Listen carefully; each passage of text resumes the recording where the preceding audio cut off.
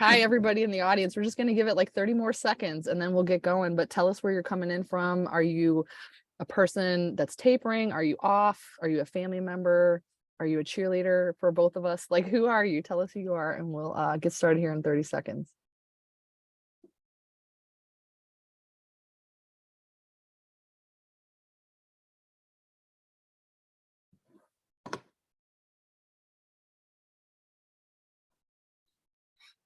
Hello, hello. All right. I think I'm going to go. All right. So hello to everyone out there. My name is Angie Peacock. I'm a psychiatric drug withdrawal consultant and a healing coach. I enjoy bringing important conversations like the one we're going to have today with Bernie Silvernail of the Alliance for Benzodiazepine Best Practices. This is the first interview of a series of 5. So we're going to get like deep in the weeds. Today is just going to be an introduction to the Alliance, sort of where it came from, a little bit about bind. I know everybody's heard that term floating around, a little bit about research and advocacy about benzodiazepines and their withdrawal. So hello, Bernie, welcome. Thank you. It's good to be here, Andy. Me too. All right, so let me go ahead and read his bio. It's short and sweet and to the point, and then we will jump right into the conversation. Oh, and let me go down. Here we go. Okay, so Bernie Silvernail, MS, is the spouse of a benzodiazepine-induced neurological dysfunction sufferer and a former high-tech manager. Bernie is a founding member and president of the Alliance for Benzodiazepine Best Practices. Sorry, that's a mouthful. It's so big. So that's Bernie. All right, now can you just tell me a little bit, Bernie, like how did the Alliance for the Benzodiazepine Best Practices, how did it get started? Like what happened? It started back in 2017. Well, actually, my journey started much earlier I was just tagging along with my wife's journey. Mm-hmm. She was prescribed benzodiazepines, 2 types, Valium and Xanax, and for pain, believe it or not. And she's a registered nurse, and she questioned the use of those drugs in the first place. But over time, she was prescribed more and more drugs to counteract the side effects of these things. So she was up to 4 drugs and finally said, no, that the drugs are causing the problem, and the problem is getting worse. So she took over 3 years to taper off and has been off of these drugs for almost 8 years. And she still has some symptoms. It's still improving slowly, but anyway, she was my inspiration for wanting to get involved in this. And Dr. Stephen Wright put together, along with Marjorie Merritt Carmen, who actually did the funding and was the originator of this. It was the international symposium, International Benzodiazepines Symposium. It was held in 2017. It was like a 3-day conference with docs from all over the place, including a couple of people internationally came to this. So it was a great opportunity. It was in Bend. I live in Portland, Oregon, and so we were able to just make a 5-hour drive and attend this very important conference. At the conference, I went there with a mission. I wanted to form a coalition of people to work together to try to resolve this problem, not just talk about it. And I was able to contact the medical director of that conference, which was Dr. Stephen Wright. We got along well, and so we decided to put together the Alliance. It took us a few months to get it all set up and incorporated, and then a few more months to get it up and running with the website and that kind of thing. So from that humble beginning of the 2 of us, we contacted several other people who were at that conference, and it grew to the organization it is now. We're celebrating our 5th year anniversary right now, and we have grown to 11 person board of directors, and I think it's about 25 advisors. Over 20 of the people that are advisors or directors are medical professionals, either pharmacists, MDs, or DOs. And we have a range of other professionals who are part of the organization, this formal part of it, the advisors and board. We also have a lot of other people who are members of our organization who are not on an advisory board, but we call on them for volunteer work. So, and we have plenty of things going on. So that's so much. That's the structure. Well, happy anniversary, 5 years. I remember watching the retape video. I think it was Catherine Pullman. Was that Catherine? Yes, yes, she was. I remember watching her presentation, I think on YouTube or something back then. I was in deep withdrawal, laying on the couch watching YouTube to try to, stay alive for the most part. But yeah, that's really cool how it started. Can you share a little bit about bind? I know that came out of the conference, right? That term bind. Can you share, like, what is that? Well, bind took quite a while to evolve because there was even among all these medical professionals who were at that conference, and I think they had breakout conferences and everything. There must have been 25 or so medical professionals who were presenting there, and then a bunch that were attending. So maybe 50 or so were there. Very few patients, interestingly enough. There was a panel, a 5-person panel, and Carrie, my wife, and one other person. That was it for the people who were patients, because it just wasn't that well advertised. But at that conference, it was interesting because there was a lot of confusion about what was going on with benzodiazepines. Why are these patients in this panel telling us about their horrible experiences? And it was, I talked to at least a half a dozen MDs and a couple of neurophysicists at that point.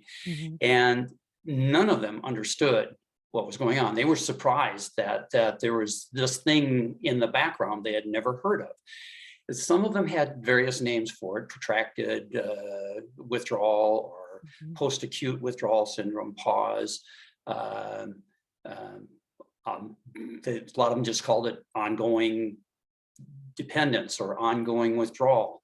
So there were a lot of names for it. And Dr. Wright and I talked about how to try to make some sense out of this. And it took us a long time to converge on it. But last year, we convened a formal group to try to give it one name instead of the 15 that we had discovered in the literature. We did extensive literature searches on this. And so we convened a group of medical experts, about half of which were from the Alliance, and the other half were from like Vanderbilt and Stanford and University of Colorado, other institutions. And we went through a process, a Delphi process, to try to come up with a name that everybody agreed to, that acknowledged the symptoms and its origin, and tried to explain what it was. And so we went through, oh gosh, I think it was 9 rounds of this Delphi process, where we had, I think it was 17 or 18 different candidate names and variations of them. So we would propose them, discuss them, and send a lot of emails back, summarize, have meetings, and then vote. We did that cycle twice a week for quite a while until we narrowed it down to this one term that everybody felt captured it. So since we're talking about bind, can I just take a second to tell you the current status of this? Yes, please go for it. Okay. So the only place this is actually defined is on our website, the Alliance's website, benzoreform.org. And so there's a page dedicated to it. And all the members of the benzodiazepine action work group from the Colorado Consortium for Prescription Drug Abuse Prevention. It is one of these organizations that was set up to try to deal with this problem. And they've been in business for several years. But anyway, all of the members there have been asked to link to this. And so we're using this one page of our website as the repository for what is bind. Well, that's about to change pretty soon. We are in the second round of peer review on a formal paper that will, formal medical paper that will get published on this. And this paper is co-authored by a couple of docs from Vanderbilt University, our medical director, Christy Huff, from the University of Colorado. Excuse me, not Christy Huff. Alexis Ridvo. Yeah. Had the two going. I was like, wait, what happened? Yeah. Alexis Ridvo. And then Christy Huff from the Benzodiazepine Information Coalition, and Dee Foster from Easing Anxiety. So we're all co-authors on this paper. We're pretty excited about it because it incorporates the Delphi process for the naming, which I just talked about. Mm. And it also incorporates the results of a survey that was done by Dr. Jane McCoubrey and Christy Huff a couple of years ago on benzodiazepines, which has over 1,200 respondents. And anyway, it provides a good statistical background for the likelihood of developing bind. And so anyway, it defines this and provides numbers behind it and calls, and it has a professional call for action. So we expect this to get published within the next couple of months. That's typically what it has taken for the other papers that we've published from when we're at the second round of review point to where it actually gets published. It'll be available online for anybody to access, and we will certainly post its connections to it on our website, as will all the other groups that I just mentioned. Awesome. That sounds really good. Just to, even I do literature searches sometimes. I have a Google alert for benzos and I'll get it. And it's like, nothing's there, nothing's there, nothing's there. I see it every day. It come through my inbox, deprescribing. It's like, where's deprescribing? What's going on? So it's really cool that you guys are adding to the literature. I have a question about, can you take us back a little bit? For people in the audience that could be caregivers, supporters, people that are not injured by a benzo, maybe prescribers or therapists, what is the problem with benzodiazepines? Oh, goodness. Well, there are several problems. The probably the biggest one, and that's a part of bind, is that they become variously called in the literature addictive, or you develop physiological dependence on them. Addiction is the common term that's preferred by medical care providers and by the government agencies who fund research. So they use that term quite freely. However, the more accurate term is physiological dependence, which means that if you don't continue to use the drug, you suffer a form of withdrawal. You develop tolerance and have to go through withdrawal. And the withdrawal can be very mild, as in some people can actually, from a small dose, can just drop the drug and not have any effects. Other people, if they're on a sufficiently big enough dose or have been on long enough, if they stop taking the drug, it can kill them. So there's this huge spectrum of possibilities for outcome.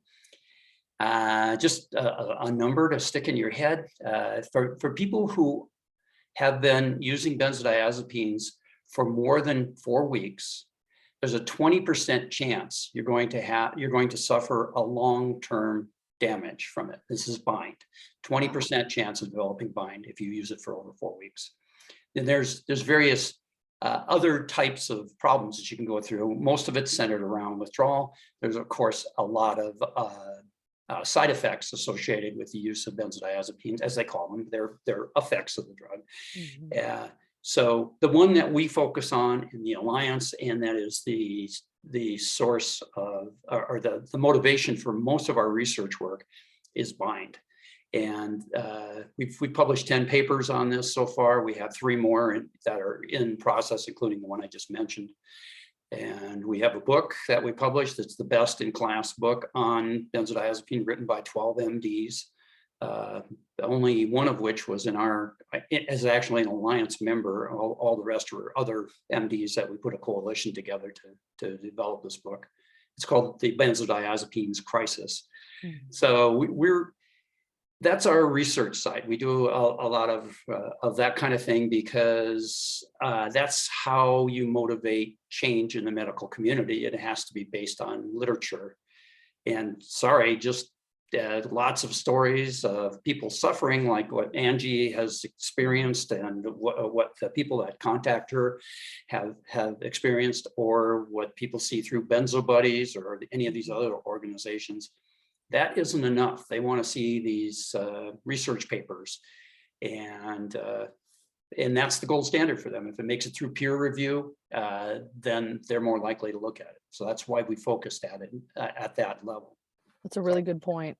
Because I have clients all the time that say, you know, when are they going to fix this? When are they going to fix it? And I said to one yesterday, actually, I said, if each one of us were able to help in one way, perhaps it might change and we could prevent the next generation.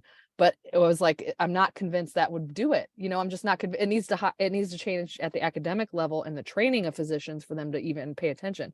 Us as patients, we're already discounted because we have anxiety. So they think, oh, it's just anxiety that I see, you know, so it's tricky. So thank you for adding to that literature. That's amazing.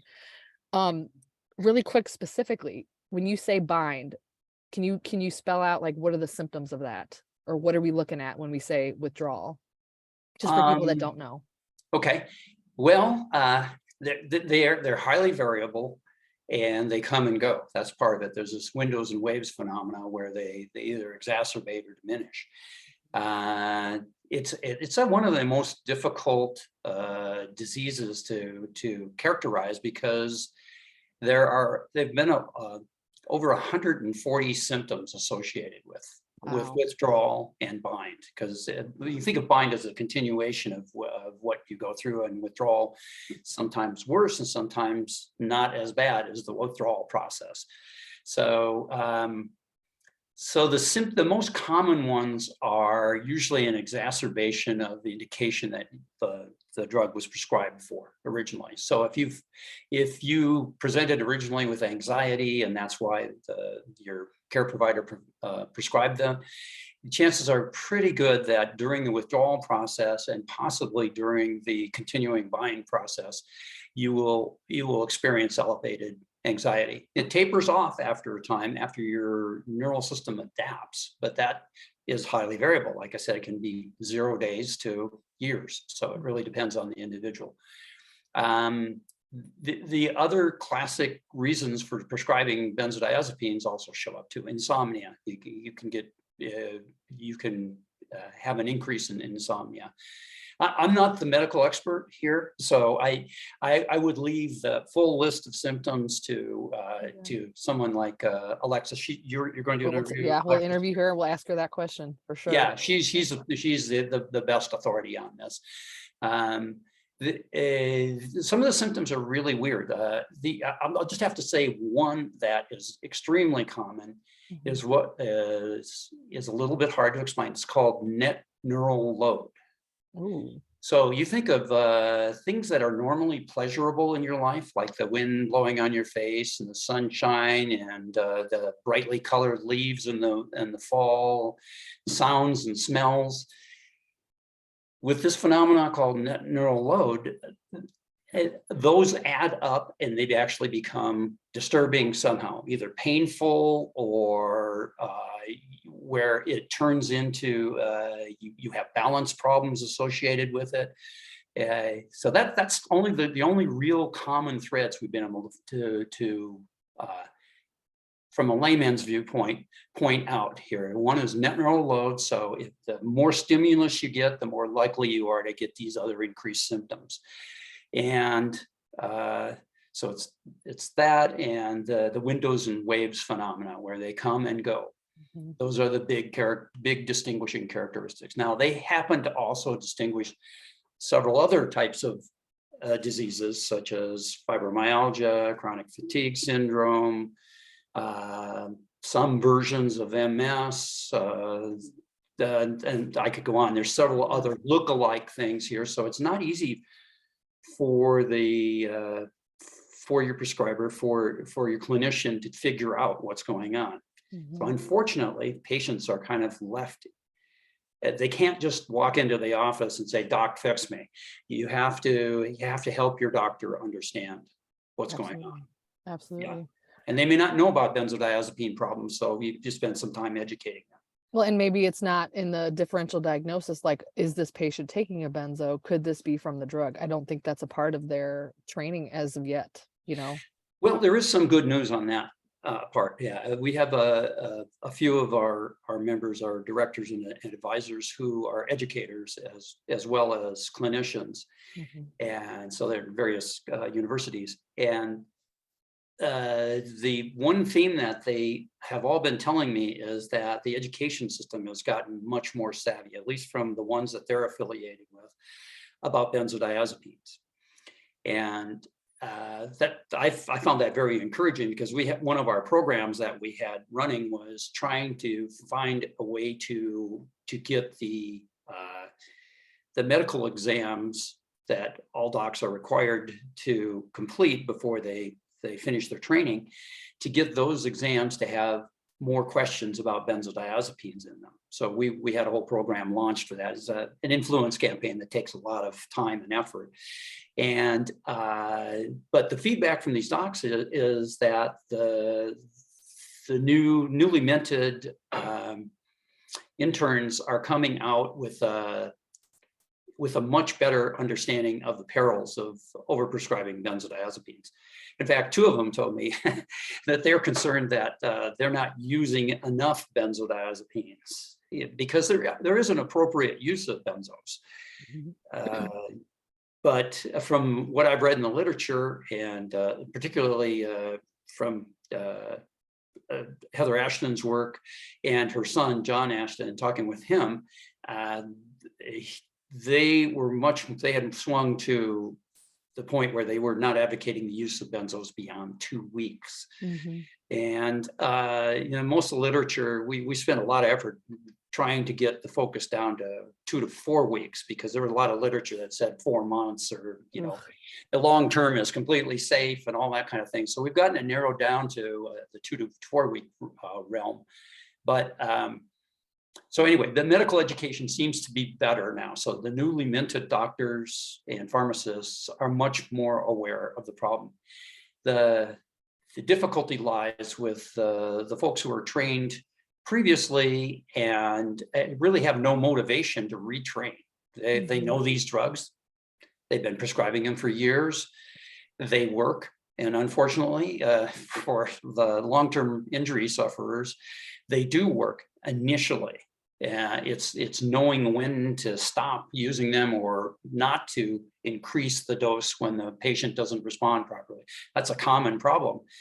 They prescribe in a certain amount, and the anxiety doesn't disappear. So the doc says, prescribe more. I mean, that's what they're trained to do. That's years ago, that's what they were trained to do. So we don't blame them. It's just a lack of current understanding. And the FDA has helped out here. And send out plaudits to them, because in 2020, they came out with a boxed warning against the long-term use of benzodiazepines. Unfortunately, that message doesn't seem to be getting to the more entrenched doctors. So I'll just, if you've got a minute, I'll just tell please. you one example. Please. When Dr. Wright was with us for 4 years, and when he decided to retire from medicine, we did a search to find a new medical director for the Alliance. And when we did that, and by the way, we hired Alexis Ritvo as a result of that process. But when we were doing that, I personally interviewed 23 addiction specialists who were candidates for this position. Other than Alexis, only one other doc knew about that box warning. Wow. And this was a year and a half after it had been published by the FDA. These are people who make their living in that domain, and they weren't even aware of it. So, and we've contacted the FDA about this. I met with a couple of the directors at the FDA, and they say, well, that's really unfortunate, but yeah, they move on to new things. They don't have an answer for it.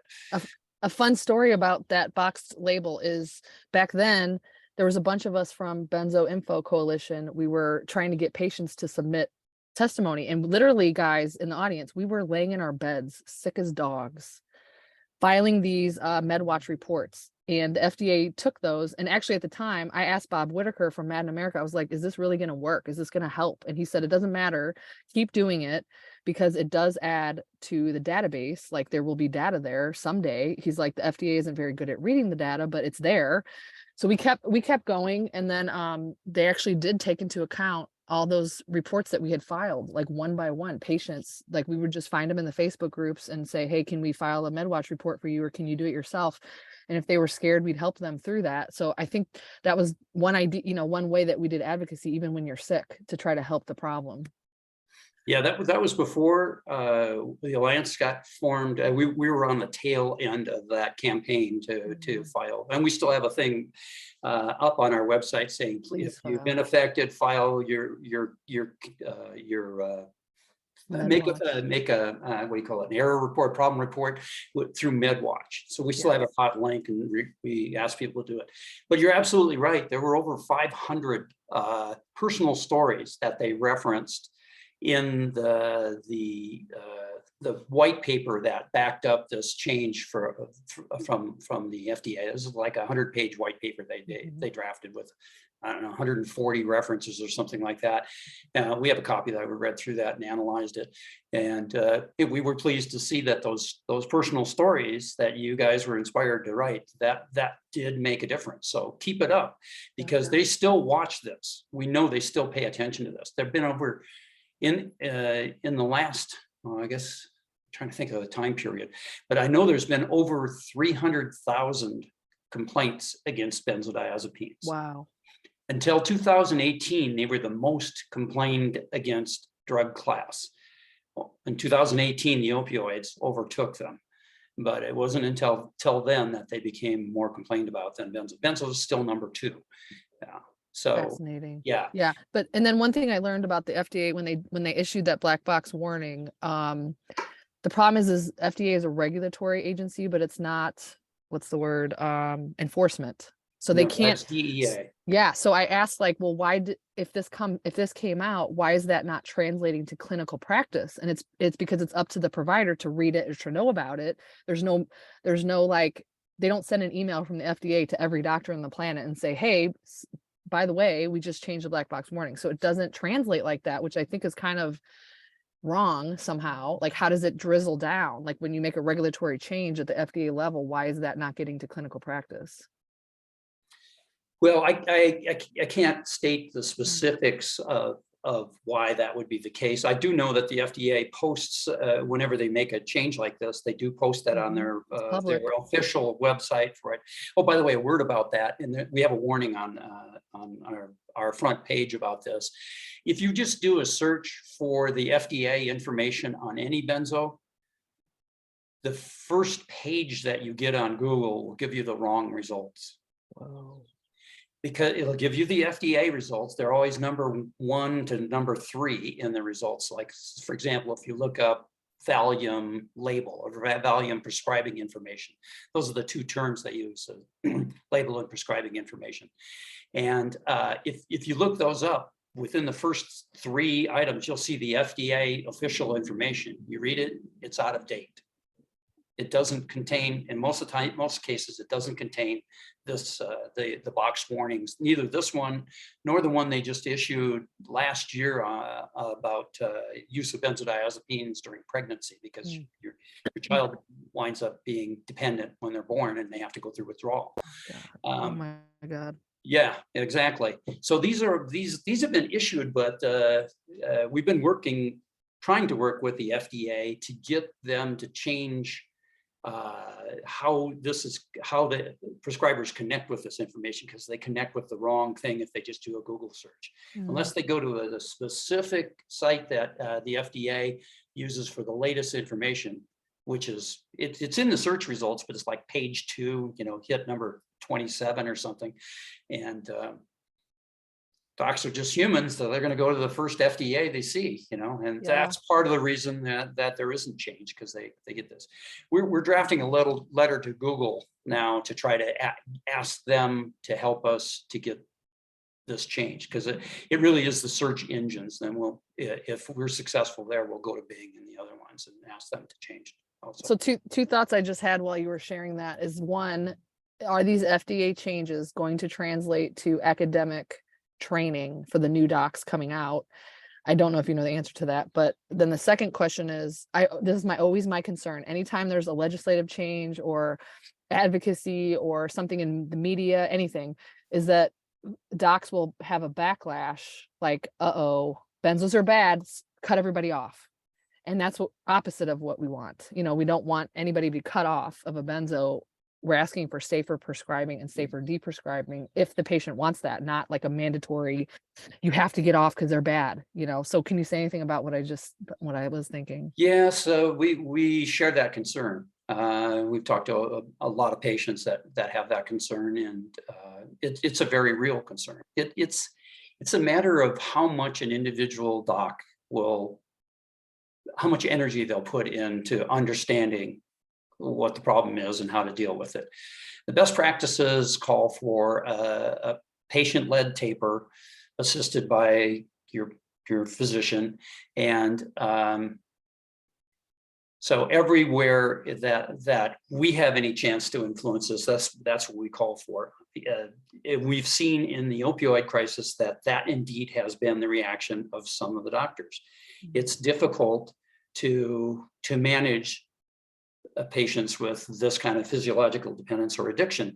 And so some docs just say, I'm not going to deal with those drugs anymore. I'm stopping my opioid practice completely. I will not prescribe those. Mm-hmm. And we've seen some prescribers do that for benzodiazepines too. Once they become aware of the problem, they say, I don't want that problem, so I'll just stop. And what happens as a result of that, of course, is the patients they've been treating and giving them regular benzos for years now have to go out and doctor shop, find somebody who will prescribe them because they're dependent on these things. It's not just a matter of changing their behavior. It's a matter of allowing their physiology to adapt to a new decreased dose of these things over time. Right. Yeah, unfortunately, that's going to be the case. There will be some that will do that. Yeah, and I hope I don't scare anybody by saying this, but I have a lot of older clients that are in their 50s or 60s, and they're like, I'm not really sure if I want to taper, or I want to, but I'm scared, or I need to find a doctor, things like this. And then I always think, and I usually tell them this, it's a matter of time before either you send up a red flag because benzos are on the Beers list, which is a list of drugs that older patients shouldn't be taking. Either your state is going to change regulatory things, your insurance company might not cover that certain doctor, your doctor dies or retires, the hospital stops. I've seen it so many times over the years where the well-meaning patient who's doing well on a benzo, who is feeling okay, they're not sick, they're not having a ton of side effects, but they're on it long term.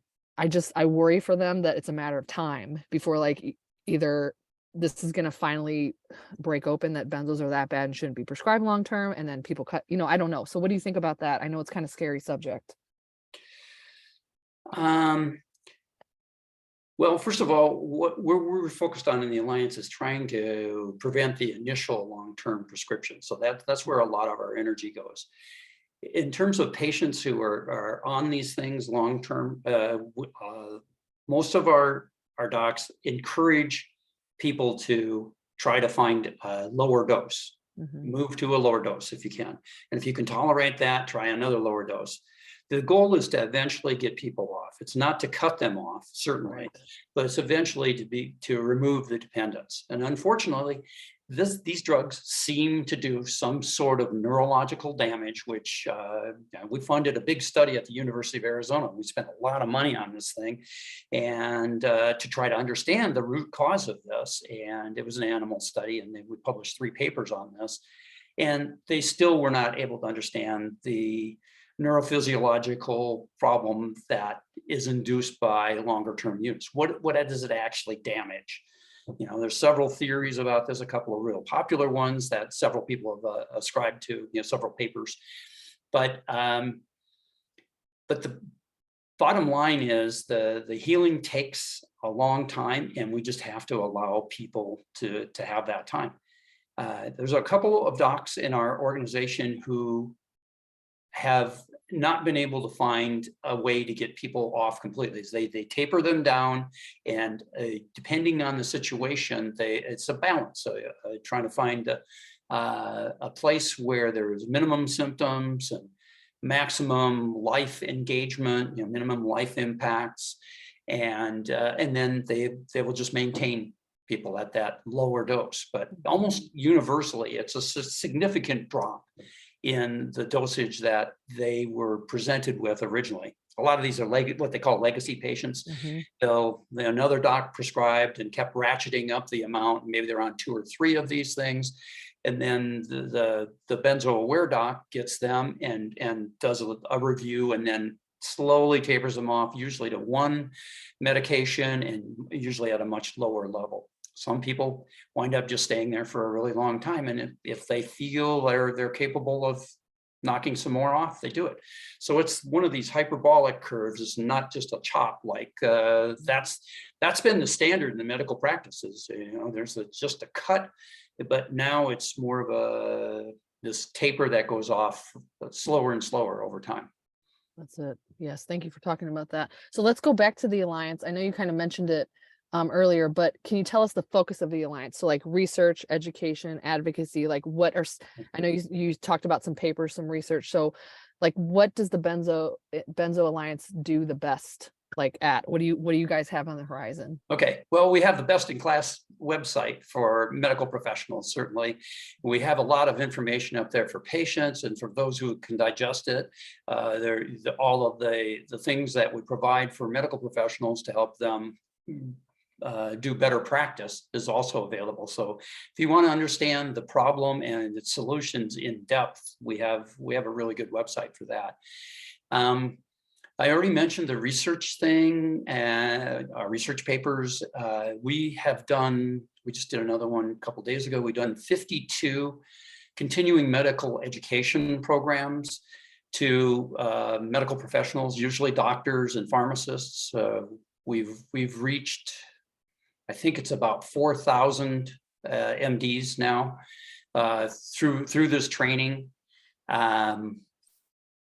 And so they get medical professionals, at least docs, have to have this kind of training on a periodic basis.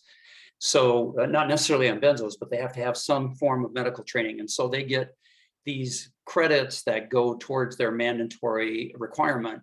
And at the same time, they receive formal training on benzodiazepines from our organization. So all of our presentations are 100% evidence-based. We have tons of references for the entire presentation. Most statements have a one-to-one correlation with a reference we can cite for, we cite a number or a recommendation. There is at least 1 and sometimes as many as a dozen papers that back that up. So that's what we pride ourselves on, is being 100% evidence-based. Mm-hmm. So that's on the education, trying to influence the prescriber side of business. Mm-hmm. Directly through education and through the papers in the book.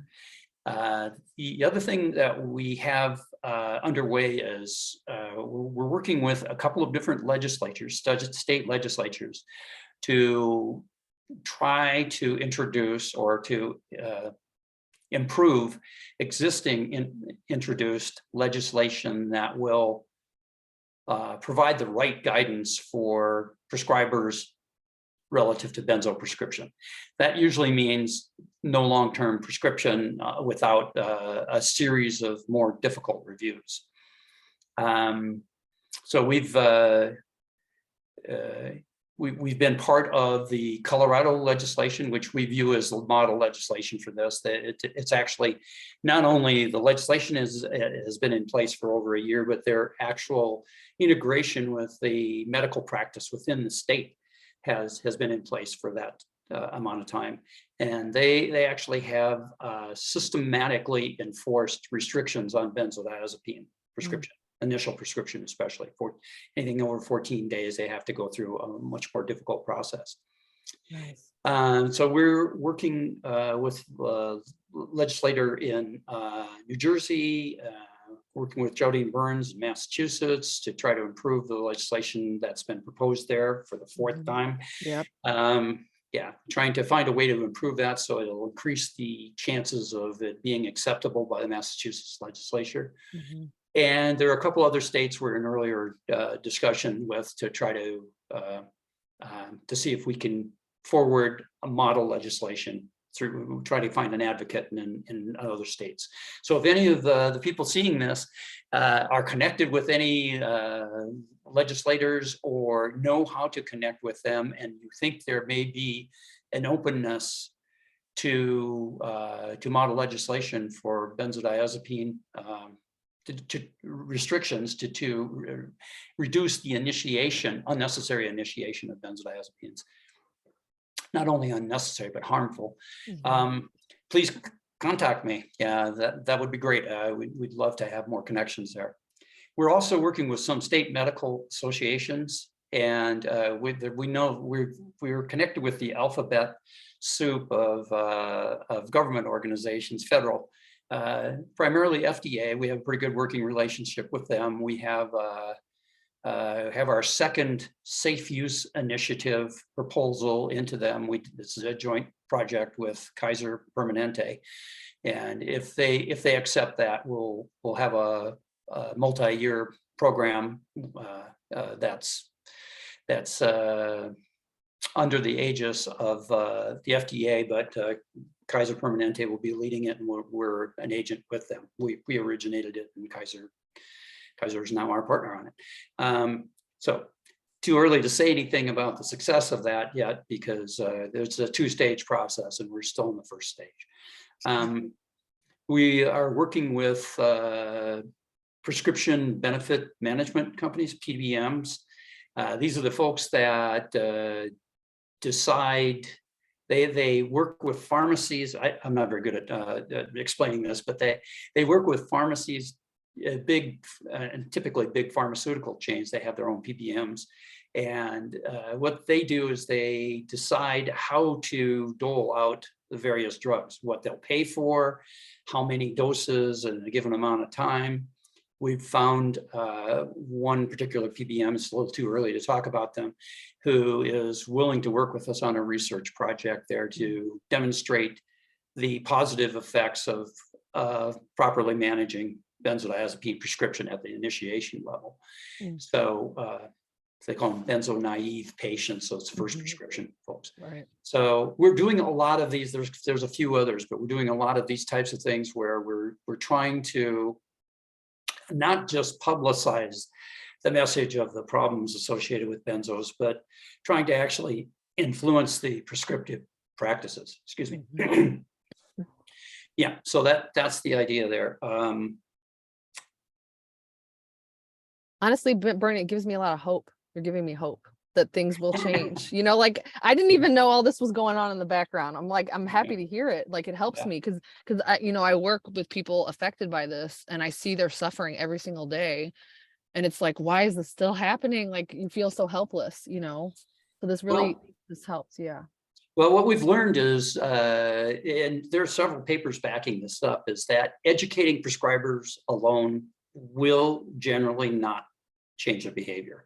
You get about a 20%, I don't know what you call it, a 20% change based on fully explaining the problem and educating, even these CMEs I was talking about. We expect that at a maximum, 20% of prescribers will change their behavior based on that. The other 80% has to come from systematic changes, just call it that. And those are beyond just the FDA saying, you should change your practice, because that's more of an educational viewpoint. It is through changing the prescription management systems that they use. Almost all medical professionals now use electronic health records. And these enforce certain types of behavior. And so that's why we're working with EHR companies to try to get their recommendations and what they will authorize to be more conformant with what the evidence shows, rather than what they were taught 20 years ago in medical school, what the evidence shows. So that's why we emphasize that so much, because we think that's where the change will come from. Now, so far, I've only talked about what we're doing to try to prevent this problem. We also have a couple of efforts going on the side of what about the people who are stuck in the problem. So, Should I talk about that? Yeah, well, I was gonna say that for the end, but I mean, yeah, go ahead. Let's just flow right into it. Go for it. Okay. Go for it. All right. So first of all, on our website, we have, and we've had this for quite a while, we have a whole bunch of guide documents that are meant to help affected patients understand the problem, but most importantly, you can print these things out and take them with you to your doctor, and you can use it to explain something that you may not be an expert in to a doctor who thinks they're an expert in it, but has 20-year-old information. So that's what these things are targeted for. There's a guide for helping you. How do you address your doc so you don't alienate them, because it's a tough topic if you're approaching them with new information. And then also what all of the facts behind it with all the references. And so there's layers of this. At the bottom end of it, there's also a tapering guide, which is, I guess it's about 7 or 8 pages that has the do's and don'ts associated with tapering. And this is written from a very cautious standpoint. So it has various warnings throughout it to help people avoid any of the common pitfalls associated with tapering. So that's what it's targeted at. It's not targeted at getting you off the drugs quickly. It's more targeted at doing it very safely. Okay, and it's got a disclaimer that says this is not medical advice, it's just our best knowledge. So that's a lot of people access that, and some people have found that to be very helpful. So so we offer that. We don't do at the Alliance, we don't do any kind of individual counseling or anything like that. Angela is much better at that. There are a couple of other people that we can refer you to, but a lot of that, frankly, is on the website. If you just look for Benzo Wise Doctors, for example, you'll find something there. And if you you'd be very liberal in using search on the website, you'll find a lot of stuff there. Another thing that we're doing is the FDA contacted us, oh gosh, now it's over a year ago, to be part of, to submit a bid for deprescription protocols, to develop formal deprescription protocols for the medical community. So we were among several other groups that were approached. ASAM was one of those. That's the American Society of Addiction Medicine. They were part of it. There's a research group out of RTP in North Carolina. It has over 5,000 docs specializing in this type of thing. We're just a little nonprofit, but we were on their list. And so we met with the FDA a couple of times about this.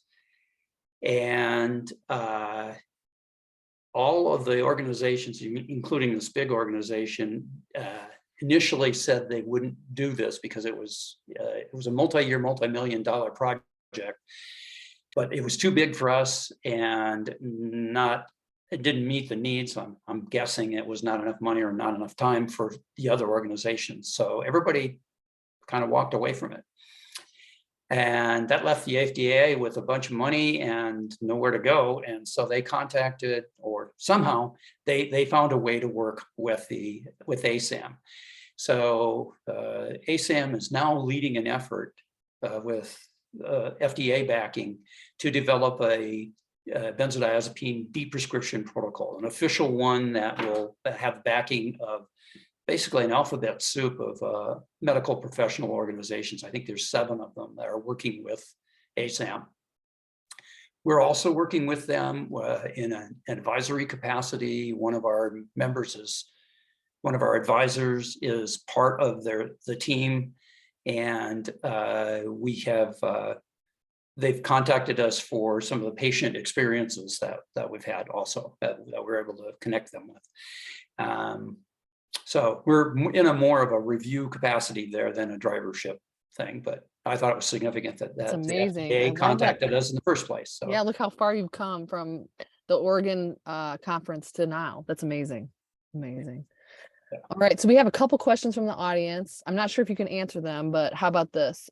One person's asking on the website, is there information helpful to non-prescribing practitioners? Is there anything there for like therapists or naturopaths or, any other helping profession? Well, yeah, I would say yes. We have it split into prescribers and patients, and then a bunch of resources and other things like that. And so I would encourage anybody who's looking not to just stick to the patient side. If you're a patient, you're an affected individual, because there's good information in the other areas. So, and sometimes you have to kind of cross. That's why I'm suggesting using the search function is probably the best way. We have one of the most often asked questions is, what can I do for symptomatic relief? So we have a variety of different things that are in that area, including nutritional things, various types of relaxation therapy. There are a lot of herbs that can provide some sort of relief. There's another book we referenced there, written by one of our colleagues that helped us put this whole thing, Dr. Rafa and Bob Rafa, and it's called Endogenous Benzodiazepines. So it's the things that you eat that affect this system, because it's there not because of the drugs. It's always been there, and so what you eat actually influences how it works. So you can read through that. It's targeted more for medical professionals, but it has a lot about the different types of foods that we eat and how it affects things. So I would say, yes, there are things that are there, but it's not written specifically for any one group other than patients versus prescribers. Yeah. I like that. I guess I should mention this. I just wrote a letter yesterday to therapists and other helping professions. So we're going to put it below in the comments if you need like a letter for a therapist.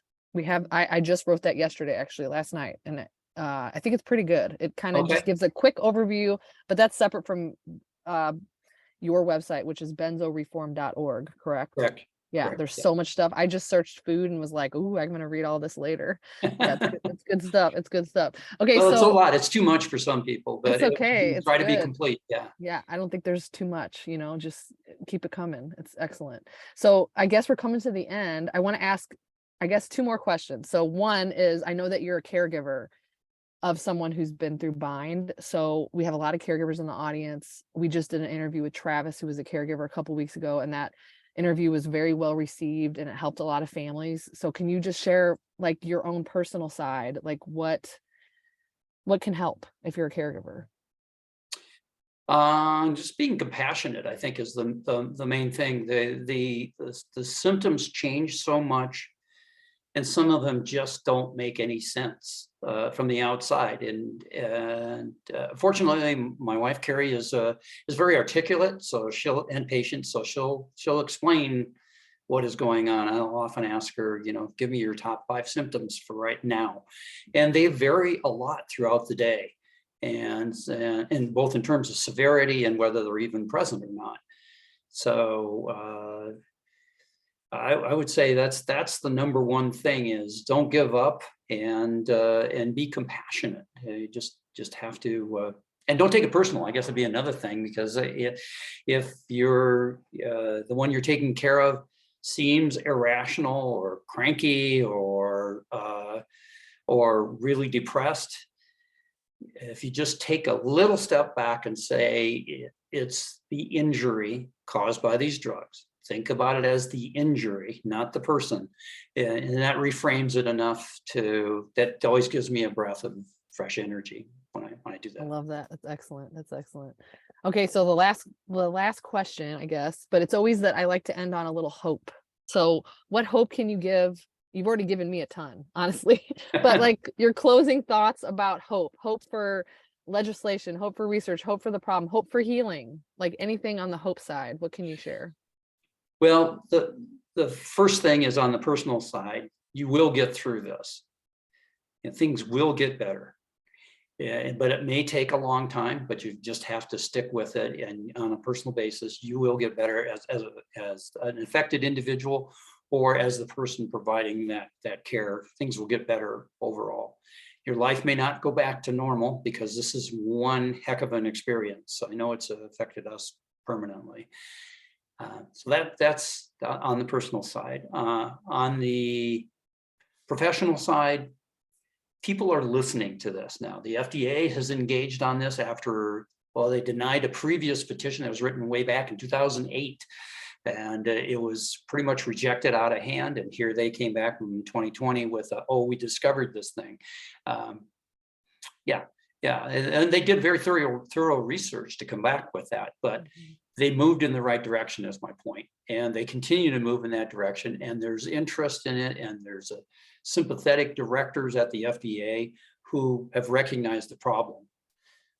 They tend to concentrate more on the let's remove the suffering of current patients side, rather than let's stop the input to the whole problem. There's a little less focus on that, other than the warnings, the boxed warnings from the FDA. But they're getting there. They're moving. All these wheels move slowly, especially when it's deeply entrenched medicine. It's been around for 60 years. So we're not going to change the world overnight. So don't give up. Excellent. Where you can join. Yeah, go ahead. Oh, you're going to ask me about that? No, that's my last question, but yes, go ahead. You say it. Say it. Yeah. Well, join one of these organizations. Certainly, we'd love to have you at the Alliance. There's Benzo Buddies, for those of you who haven't signed up. It's a great support group. Like all the other pluses and minuses, Benzo Information Coalition is a very active group. They've done a lot to publicize the problems associated with this. Easing Anxiety with Dee Foster is a good group. You can actually join the Colorado Consortium Benzodiazepine Action Work Group. You can just tune in and find out what the researchers are working on there. We have people that join there and actually have stayed, and others just pop in, find out what's going on, and move on. So yeah, get active. I think that's part of it, is you can go to any level you want, all the way from becoming an active member, or just supporting with your best wishes, or sending money to help all these places are nonprofits, and so they all depend on you for their longevity. Yep. So last question, because I just thought of this while you were talking. When we say the Alliance for Benzodiazepine Best Practices and all the legislative and research efforts that you're putting forth, do any of those relate to the Z drugs or gabapentinoids, or are you only focusing on just benzos? We focus on, even though we always talk about benzos, we focus on benzodiazepine receptor agonists. Okay, and that includes the Z drugs. Okay. It may include the gabapentinoids. I'm not sure, but I know it's definitely we always mention the Z drugs when we do these continuing medical education things. We say, yes, these are the problems. The benzos are the biggest ones, but you can't simply switch your patients over to short-acting benzos, which is effectively what the Z drugs are. Right. They both work on the same receptor site. One's short-term, one's long-term. They just don't have the benzo structure associated. So the benzene ring, but they have the similar effects. So so yes, we try to emphasize both, but our main focus is on benzodiazepines. So people in the audience that don't know what that is, that's Xanax, clonazepam, Klonopin, whatever names, Valium, lorazepam, Ativan, these are all names, diazepam. So if it ends in a pam, it's probably a benzo. That's a good rule. Yeah. Yeah. For the Z drug side, that would be Lunesta, Sonata, and Ambien, correct? And then the gabapentinoid side would be Lyrica, gabapentin. I think that's it. So all those kind of hit the same receptor in the body, and they all kind of can cause this bind situation that we're all talking about. So yeah, for some reason they all damage the neural system. We don't know why, but they actually cause damage, and that's why it's not just a simple matter of stopping the drug and you feel better. Your neural system has to fix itself. Right, and alcohol. I would be remiss without mentioning that alcohol can sometimes does touch that system also, Yeah. which is why some experience worsening symptoms from alcohol use after. Okay, well, thank you so much. Oh my God, I learned so much from you today. I feel like I just got CE credit from everything you said, even though I don't need it because I don't have a license necessarily that I have to keep up. But thank you for sharing everything. Thank you for all the work you do. I'm so proud of you guys. I just love it. I love advocacy. I love research. Like, I'm a nerd for that kind of stuff. So I like enjoy this, and I can't wait to jump further into your website later and talk to the next 4 people. We have your medical director, Alexis Ritvo, who's awesome. She works at Colorado Consortium. We have Andorra. She's your advocacy expert. We have Doran, who is a person with lived experience. Who else? The pharmacist, Jolene Brezzi. Is it Brezzi? Brazi, yeah. Brazi. So we have all these. We're going to ask them all specific questions. So if you have any questions that you might want to know, please send them to me or post them below in the comments or post them below this video on YouTube later. We're happy to answer as many as we can, not specific, obviously, but in the realm of benzo, Z drugs, gabapentinoids, research, advocacy, blah, blah, blah, blah, blah, anything you can think of. What are your closing thoughts, Bernie? Anything? Believe it's I just wanted to mention Doreen also does our policy stuff. So she's lived experience and does policy and advocacy. Awesome. But particularly with government stuff. She's really good at that. Awesome. Many years experience. My closing thoughts is just to rephrase, you will get through this if you're suffering it, and don't give up. Don't give up. And everybody can find you where? Where can they find you again? At benzoreform.org. You just go either through info@benzoreform.org, or if you want to send me an email directly, it's Bernie@benzoreform.org. Awesome. Thank you, Bernie. Thank you for all the work you guys do at the Alliance. Thank you for tuning in today. Please share this with your friends and family. There's so much good info here. And thank you for attending. And we'll see you next week. All right. Thank you. Bye. Thank you. Bye-bye.